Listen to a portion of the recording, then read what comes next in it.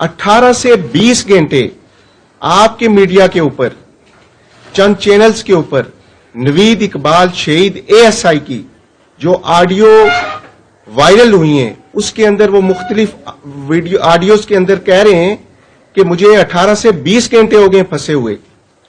और मैं आपको ये वजाहत करना चाहता हूं कि ये जो सारा सुनैरियो हुआ है, ये सनी बैंक से जिका गली और कोलडन्ना से वाया केपी के दरा गली की तरफ से बाड़ियां की तरफ ये वाकया हुआ है।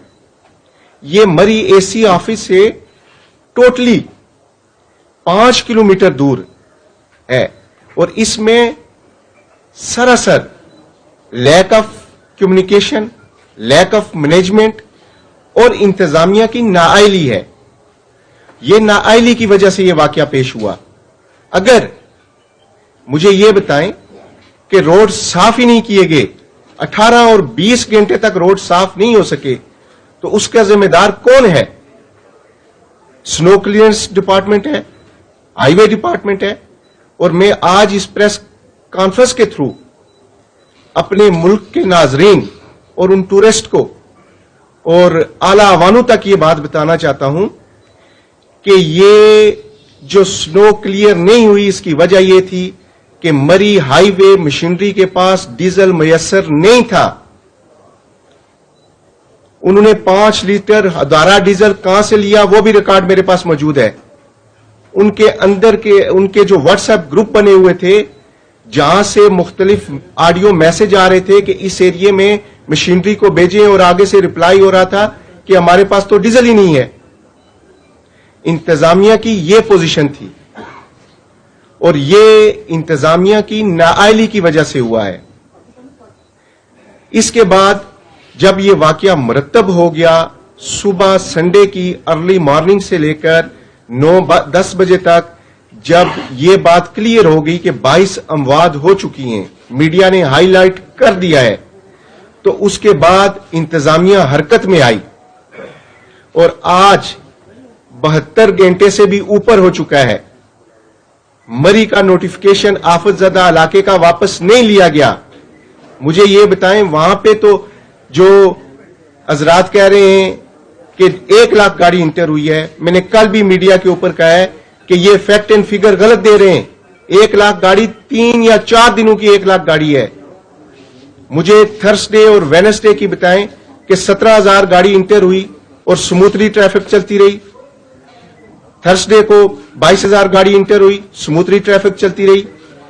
जब फ्राइडे को 4 बजे के बाद स्नोफॉल शुरू हुई, तो उस वक्त 1 लाख गाड़ी हरगिज इंटर नहीं हुई। ये फैक्ट एंड फिगर गलत हैं।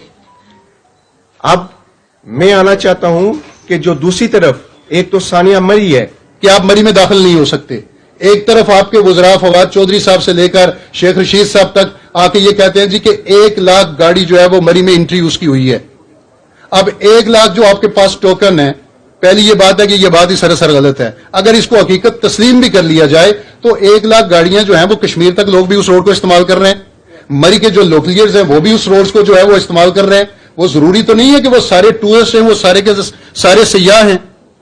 तो अगर आपके पास गुंजाइश कैपेसिटी 4,000 गाड़ियों की है, 1 लाख पहुंच चुके हैं, तो आप उसी वक्त उस एंट्री पॉइंट को बंद कर दें। आप कहें जी बस हमारे पास गुंजाइश नहीं है, आपको इंटर वहां पे नहीं हो सकता।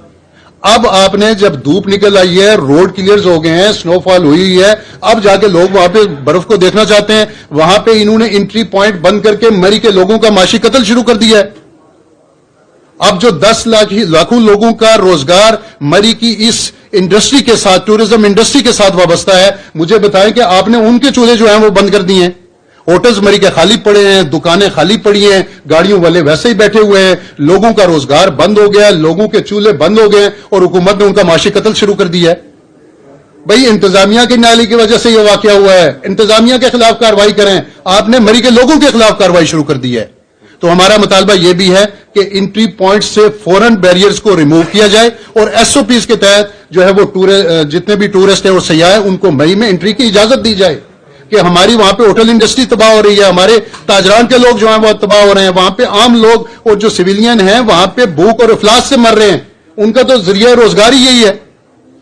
तीसरी ये चीज है कि अगर एसी साहब वहां पे जिम्मेदारी से या डीसी साहब ذمہ داری کا وہاں پہ ان کو احساس ہوتا تو وہ ڈی سی ایبٹ آباد سے رابطہ کر کے وہاں پہ جو گلیات کا انٹری پوائنٹ ہے اس کو بھی بند کروا سکتے تھے کہ یہاں سے لوگ انٹر نہ ہوں جی، وایا ہزارہ موٹر وے ان کو اسلام آباد انٹری کے لیے بھیجا جائے. تو یہ انہوں نے نہیں کیا. تو اس حوالے سے ہمارا مطالبہ یہ ہے کہ سب سے پہلے مری کے جو انٹری پوائنٹس ہیں ان کے بیریئرز کو ریموو کیا جائے، مری کے لوگوں کا معاشی قتل بند کیا جائے، اور جو ٹورسٹ ہیں، جو سیاح ہیں، ان کو مری جانے کی اجازت دی جائے. ہمارا بنیادی مطالبہ یہ ہے. دوسرا یہ ہے سانحہ مری کے حوالے سے جوڈیشل کمیشن بنایا جائے. جو وہاں کے لوگ یہ کہہ رہے ہیں، ہمارے پاکستانی چند ویڈیوز جو ہیں وہاں پہ سوشل میڈیا کے اوپر گردش کر رہی ہیں، ہمیں بھی دکھ ہے، ہمیں بھی تکلیف ہے.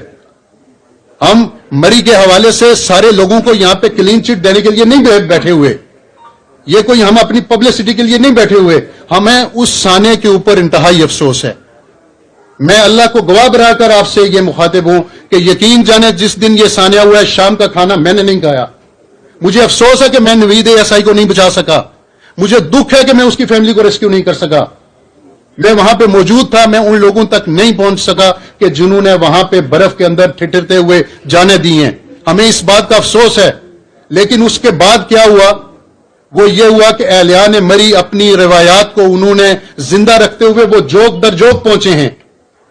کوئی کھانا لے کر پہنچا ہے، کوئی ابلے ہوئے انڈے لے کر پہنچا ہے، کوئی ناشتہ لے کر پہنچا ہے، اور جو لوگ ہیں انہوں نے سیاحوں کو گاڑیوں سے نکالا اور اپنے گھروں میں جا کے ان کو رہائش دی. لوگوں نے اپنے اپارٹمنٹس خالی کر دیے. ہوٹل ایسوسی ایشن نے ہوٹلوں کے لیے وہاں پہ کمرے فری کر دیے، اپنے نمبرز دے دیے، اپنی ہیلپ ڈیسک بنا دی کہ یار کسی آدمی کو کوئی مسئلہ ہے تو ہم سے رابطہ کرے. مری کی جتنی بھی تنظیمیں ہیں اس میں جمعیت علماء اسلام ہے، پاکستان عوامی تحریک ہے، جماعت اسلامی ہے، تحریک لبیک ہے، پی ٹی آئی ہے، مسلم لیگ ہے، پیپلز پارٹی ہے، سب نے اپنے اپنے طور پہ وہاں پہ کام کیا ہے، اور سب نے جماعت الدعوات سب نے کام کیا ہے. تو ہم آپ سے یہ درخواست کرتے ہیں کہ یہ اہلیان مری کا مثبت چہرہ بھی پاکستان کے سامنے اور پاکستانیوں کے سامنے رکھیں. اور اس کے بعد جو دوسری چیز ہے وہ یہ ہے کہ اگر یہاں پہ سوشل میڈیا کے اوپر رومرز ہیں کہ ہم سے 70,000 روپے کرایہ لیا گیا ہے، اور کئی خاتون جو ہے وہاں پہ وہ کہہ رہی ہیں کہ میرے زیور گروی رکھے ہیں.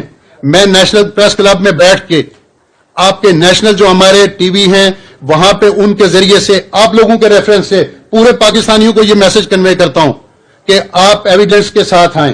کوئی کراچی کا بندہ ہے، لاہور کا ہے، فیصل آباد کا ہے، کوہاٹ، بنو، پشاور، کوئٹہ سے آیا ہے. اگر کسی ہوٹل نے 70,000 روپے ایک دن کا کرایہ ان سے چارج کیا ہے وہ آئیں، ہم آنے جانے کی ٹریولنگ کے بھی پیسے ان کو دیں گے، وہ 70,000 روپیہ بھی ان کو واپس کریں گے، اور تا حیات اس ہوٹل والے کی رکنیت انشاءاللہ ہوٹل ایسوسی ایشن سے ہم اس کو ختم کریں گے. کسی غلط کام کی سپورٹ نہیں کریں گے.